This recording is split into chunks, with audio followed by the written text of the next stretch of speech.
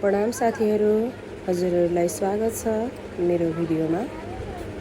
हजुरहरूलाई अचम्म लाग्यो होला मैले किन यो ट्र्याक्टर देखाउँदैछु भनेर।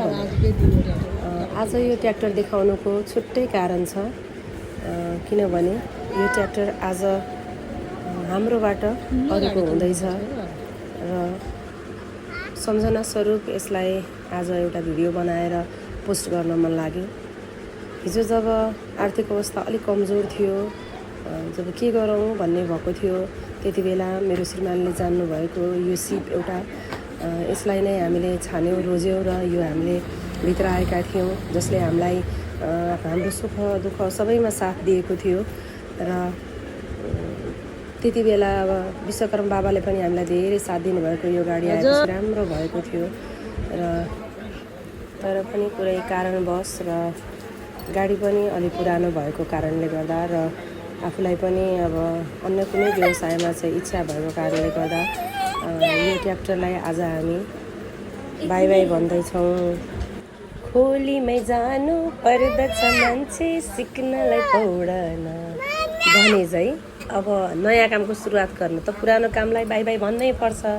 त्यही भएर मेरो छोरो पनि आज यसमा बसेर धेरै बेर समय बिताएको छ, सायद उसलाई पनि लागिरहेको छ अब यो ट्र्याक्टरमा म बस्न पाउँदिनँ होला भनेर।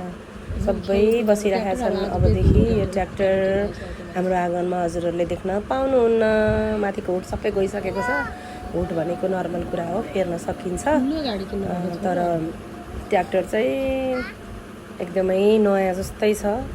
एकजनाले मात्र चलाउनु भएको है, राम्रो छ यो ट्र्याक्टर। जसले किन्नु भएको छ उहाँलाई चाहिँ एकदमै फाइदा भएको छ। सबै सेट छ यसमा होइन। र सोनालिका ट्र्याक्टर बलियै हुन्छ। धेरैजनालाई थाहा छ होला, जो चाहिँ यो साधन जसले प्रयोग गर्नु भएको छ उहाँहरूलाई पक्कै थाहा होला।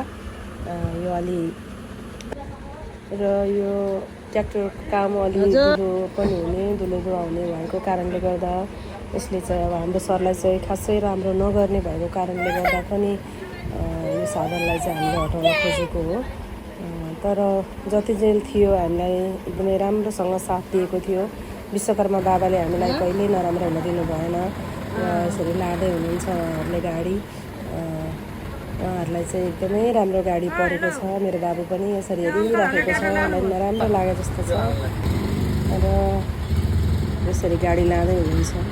जीवनका दुईवटा साथी, दुःख र जिम्मेवारी, जसले कहिले पनि छोड्दैन। मान्छे बाँचुन्जेल यो निभाउनै पर्छ। दुःख पनि आइरहन्छ र आफ्नो जुन जिम्मेवारी छ त्यो हामीले जसरी भए पनि निभाउनै पर्छ। अब आज यो गाडी गयो, भोलि पक्कै भिडियोलाई अन्त्यसम्म हेरिदिनु भएकोमा र थ्याङ्क यू एभ्रिवान।